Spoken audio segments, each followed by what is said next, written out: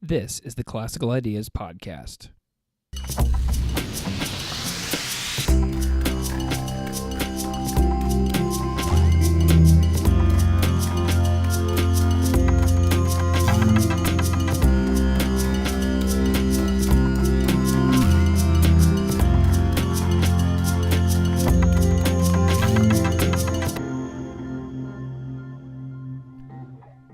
Welcome to episode 13 of the Classical Ideas Podcast.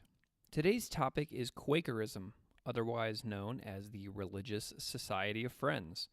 Once again, I have the opportunity to dive into a topic I'm less than adequately familiar about. The greatest thing about teaching a class about religion is that my job is never done. I also have the opportunity to dive into all kinds of religions and denominations and ask questions and sit down and listen. Something I will tell you right off the bat is that I've never taught a unit about Quakerism in my own courses, but this year I plan to do so. So today is an attempt to fill in a gap in my own understanding. So what do I already know about Quakerism going into this episode? I know that, well, first of all, I should also preface that whenever I say I know something, I'm not 100% certain. Doubt and uncertainty is a major part of my day-to-day life, and I feel it's important to clarify that whenever I say I know something, that I can never be 100% certain. So there's that. I tend to know that Quakers gather together for worship, and that these are called meetings. A Quaker meeting will start with a query to ponder in the meeting. The query will then lead to sometimes more than an hour of silence in which attendees will wait to speak until motivated to do so by the Spirit. In the Religious Society of Friends, every person has God inside them, and speaking in a meeting is letting that light out, basically. That said, some meetings do not start with a query. According to the Quaker Information Center at the Earlham School of Religion, there were 377,055 Quaker friends in 2012, with 52% residing in Africa, 20% in North America, 15% in the Caribbean and Latin America, 7% in Europe and the Middle East, and 6% in Asia. A fascinating figure is that in the United States in 2007, there were 86,837 Quakers, but only 76,360 in 2012. To quote from the Earlham School of Religion's Quaker Information Center, quote, "Quakers are members of the Religious Society of Friends, a faith that emerged as a new Christian denomination in England during a period of religious turmoil in the mid-1600s and is practiced today in a variety of forms around the world. To members of this religion, the words Quaker or friend mean the same thing." End quote.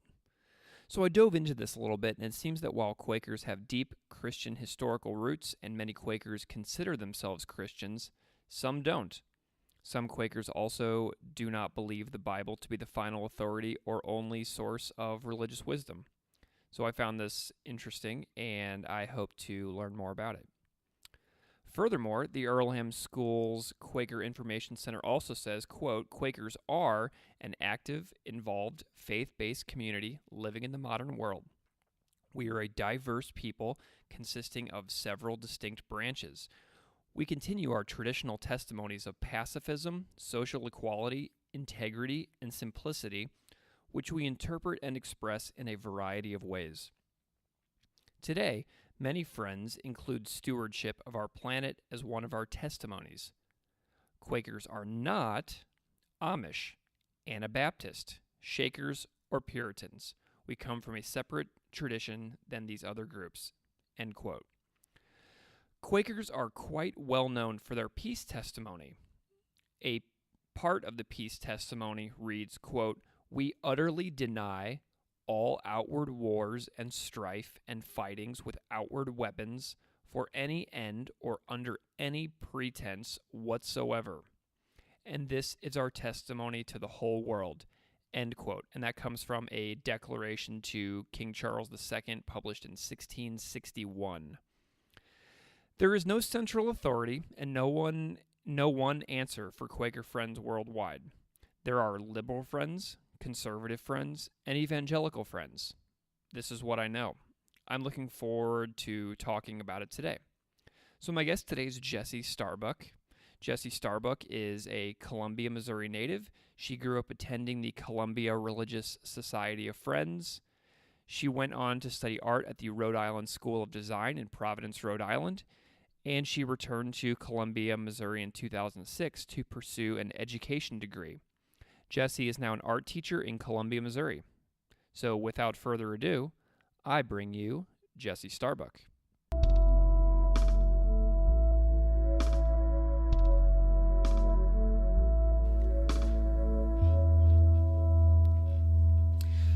Welcome to the Classical Ideas Podcast. I am here with my good friend, my colleague and teacher, Jessie Starbuck. So, Jessie, thanks for coming on the Classical Ideas Podcast. You're welcome. So, can you go ahead and just kind of introduce yourself to the audience before we dive into our topic today? Sure. My name is Jessie Starbuck. I am originally from Columbia, Missouri, and I grew up going to the Quaker meeting here in town. Awesome. So, Jessie, are Quakers Christian? So Quakerism is considered a branch of Christianity, and so I believe that most Quakers would consider themselves Christian.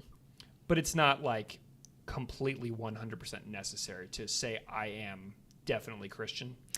Anybody who wants to attend a Quaker meeting can, and so I think it's possible to self-identify differently than Christianity, but I think the majority of Quakers identify as Christian. Awesome. So would you say that Quakerism is a monotheistic, Abrahamic God? Yes. Okay, cool. So briefly, can you just kind of talk about what are some of the tenets of the Religious Society of Friends, as Quakers are known, in the world? So the way that Quakerism, in my personal experience, works is that whenever there is a meeting for worship, Quakers gather and they sit in silence for 50 minutes. And what they're trying to do during that time is look inward to what they feel is God. And they call God the light. And so it's almost has a meditative element to it because nobody is leading the worship. Everybody's job is to look inward to where God could be found in themselves.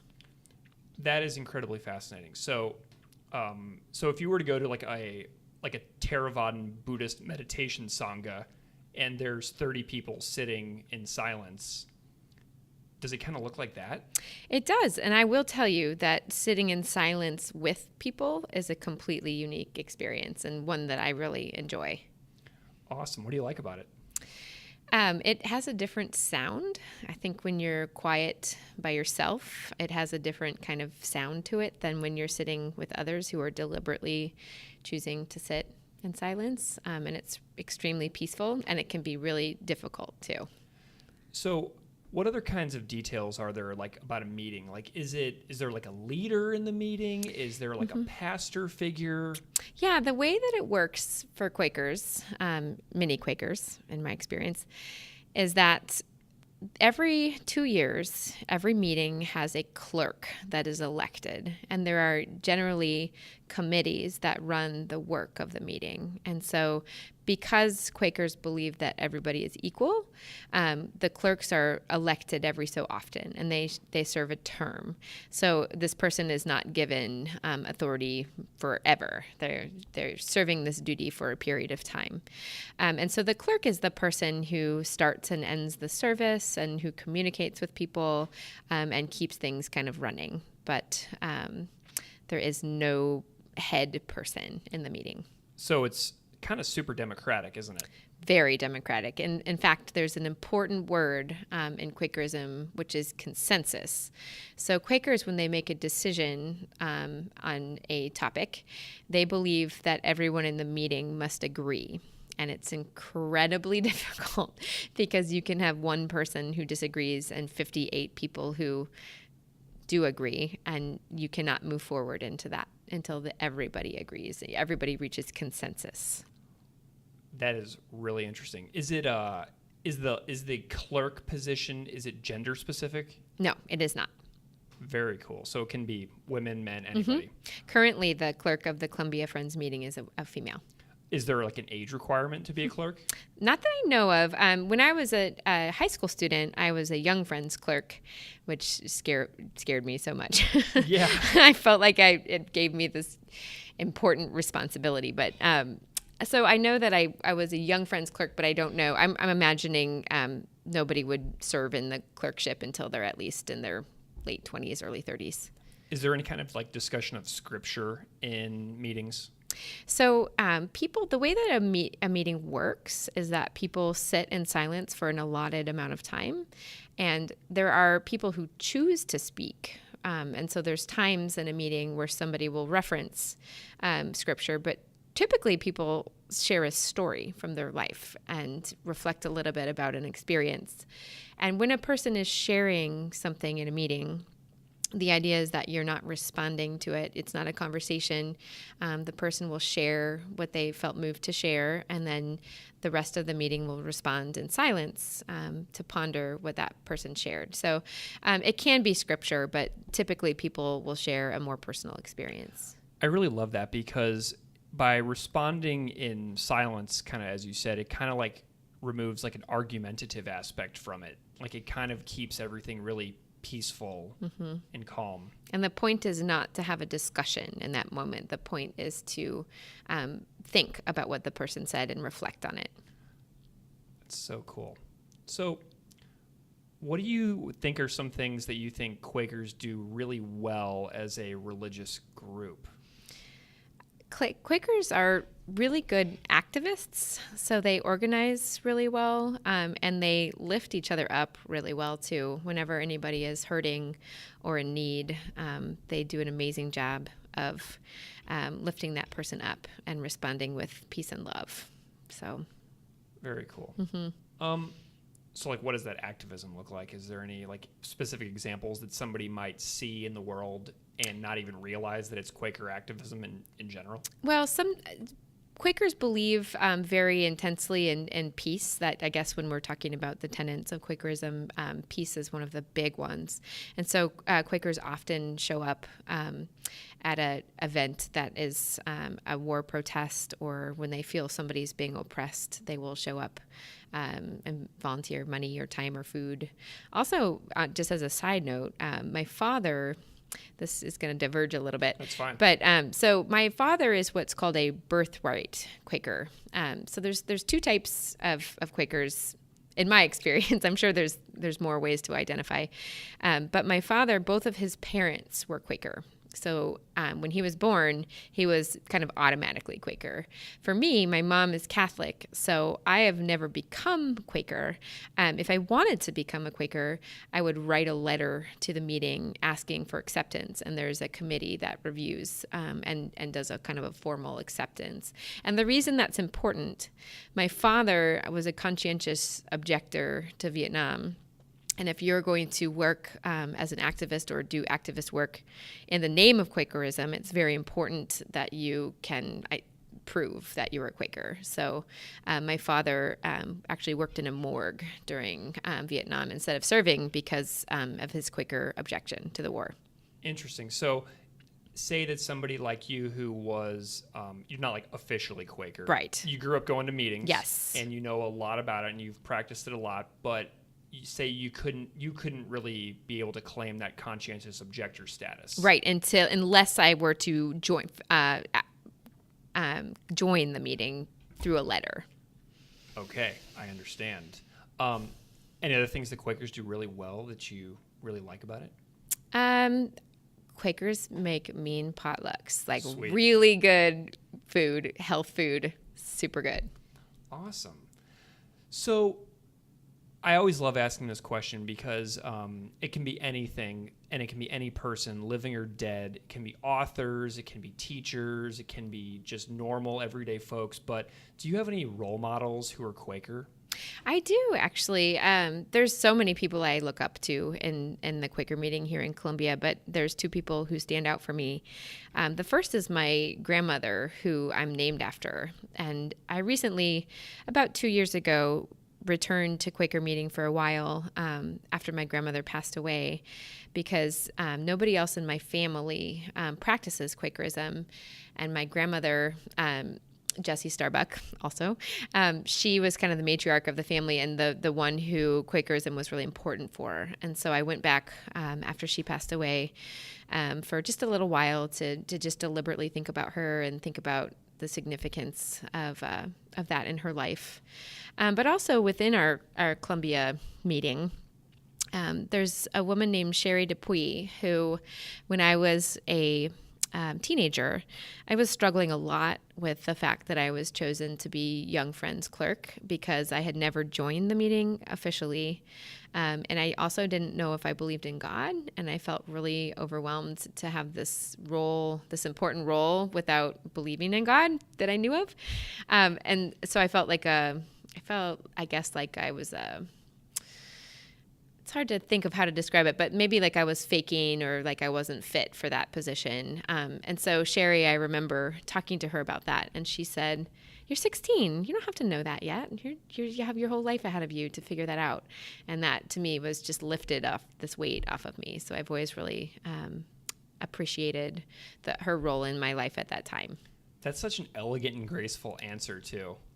Like staring at this young person who's kind of having this like, what do I believe crisis right in front of you, and saying, you don't need to have that figured out. Right. It's okay. Yeah. And I think that a lot of people, when they're young, I think that a lot of people could use spiritual leaders who say those types of things a little more. You know? It helped me a lot as a kid. Yeah. So what do Quakers see as being some of the biggest problems that plague the world today? So Quakers believe that everybody's equal and everybody has God within them. And so anytime there's war or oppression, Quakers are really alarmed by these types of actions. So any instances of war, and especially with the police brutality that we're seeing, the Quakers are very alarmed by this type of behavior. And so I think that the Quakers are doing a lot of, there's a lot of discussion of those kinds of moments that it's happening during the meeting and sometimes after the meeting is concluded and people are standing around talking with each other. So how do they see trying to like solve these problems in the future? Is there like a path or a plan that might align with Quaker ideals that could help the world heal a little bit? I think this is where it gets into some of the trickiness of the organization of Quakers.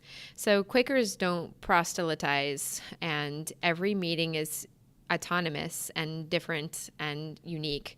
And so there is not a whole lot of organization on a large level. So I would say each meeting responds the way that they best can to these types of issues. There are national organizations and committees that meet, but again, there's not a huge number of Quakers out there. And so I think people organize the best they can, but there isn't a huge effort. It would be on an individual level. And it's also kind of like doing something like, how can I make my town better? Yeah. It seems like. And I was really struck by that figure that I put in the introduction, that there's only like 76,000 Quakers in the U.S. Like that seemed incredibly small. That doesn't surprise me at all, because if I think about the Columbia meeting, I think about how little people know about Quakerism and the fact that our meeting is located it's hard to find it. It's located outside of town. In fact, the local Columbia Friends have recently purchased some land in town to hope to build a structure where people could meet and find it a little bit more easily. But it's hard to find. It's a small group of people. Quakers are not actively trying to recruit people. So I would say that's the case across the board, that it's kind of it's a obscure religion. So I have kind of lost my train of thought there for a second, but that's really interesting. So, I found it. I found my train of thought.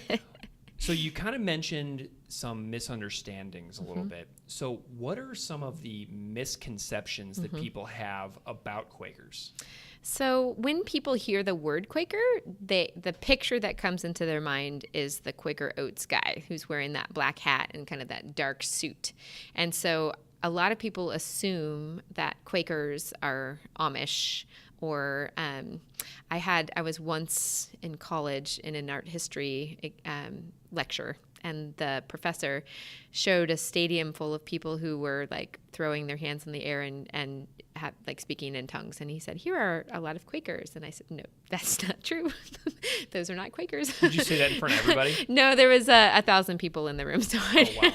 I didn't speak up in that moment. But so I think people have heard the word and they're not really sure where it comes from. But in my opinion, I think that people believe Quakers are Amish because during history, if you know about the Quakers, you learn about them during the time of the Underground Railroad. And during that time, Quakers were involved in helping to shelter slaves who were fleeing. And so when you look at pictures of the way people in general dressed during that time, it's in that kind of Puritan dark hat and suit. And so I think people think that still to this day, that's what Quakers look like, but they're not aware that it's evolved. I think a lot of people would be even surprised to know that Quakers are still a group. Probably so. You just mentioned something that I have no idea about the Underground Railroad assistance and about the helping to free slaves.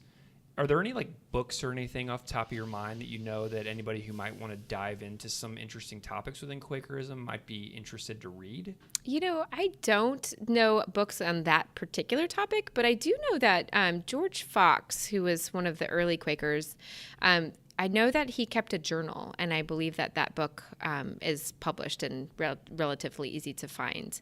And I also know that the Quaker meeting in Columbia has a library. So if anybody's ever interested in learning more specifically about Quakerism, they're always welcome to come to a meeting. You don't have to identify as Quaker to just check it out.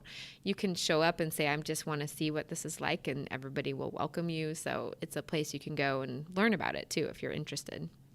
So if you want to know more about that, you can shoot me an email at classicalideas@outlook.com, and I can get in touch with you as far as that goes. So to any listener out there wanting to know more.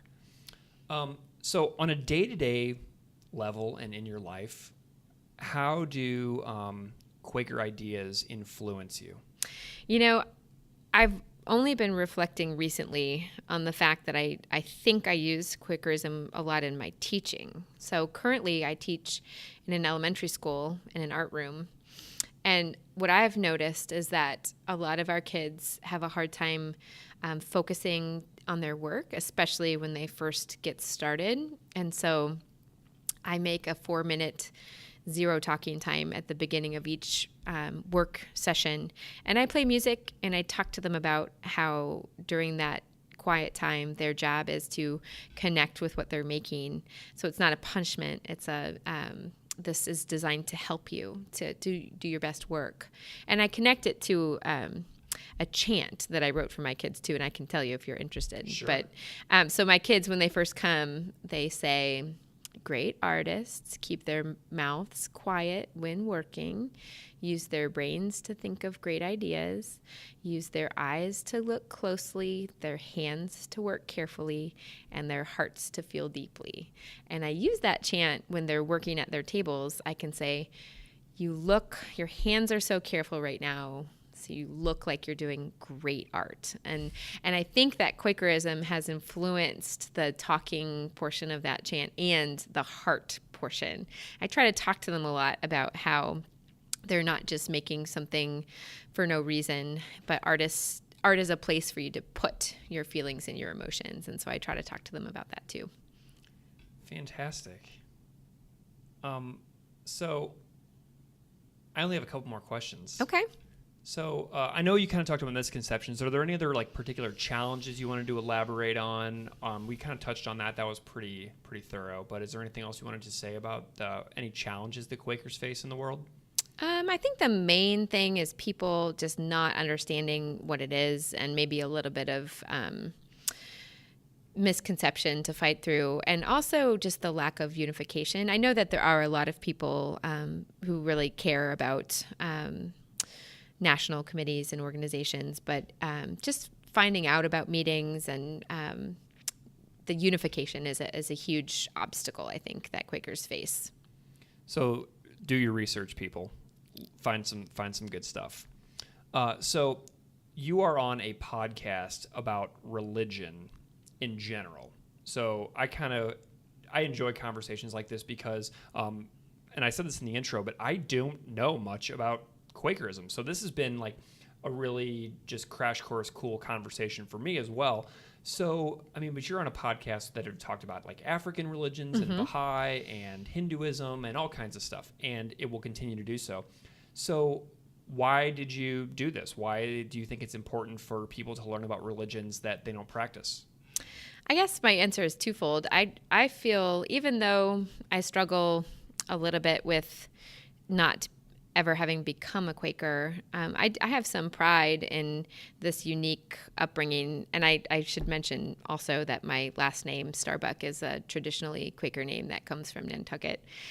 So even my name connects me to this religion. So I'm really interested in it and the history of the Starbucks and Quakers. But I also took classical ideas from George Purcell, as many of us were super lucky to do. Episode 2, people, go get it. And I still find myself, so I just turned 40, and I still find myself, I had that class probably when I was 16 years old.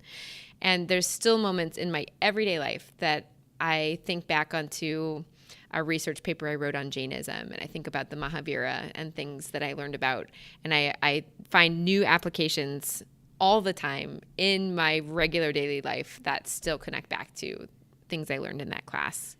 Isn't it amazing how like something that happened 10 years ago, 20 years ago, you can still learn from those experiences if you allow yourself to be open enough to grow based on things that happened so long ago? Well, and I think also I learned some things from George Purcell that stayed with me. And then as I grew older and had different experiences, they had a different significance. And so that's been fun for me too.